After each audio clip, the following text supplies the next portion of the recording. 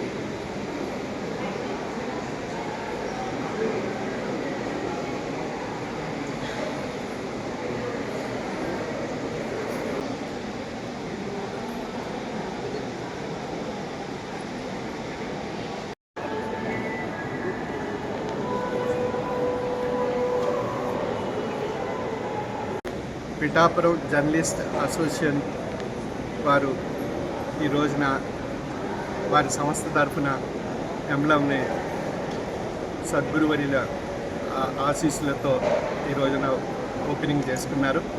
ఈ సందర్భంగా కార్యవర్గ సభ్యులందరికీ నా యొక్క ప్రత్యేక శుభాశీస్సులు ప్రతి ఒక్కరికి పేరు పేరున తెలియజేస్తున్నాను.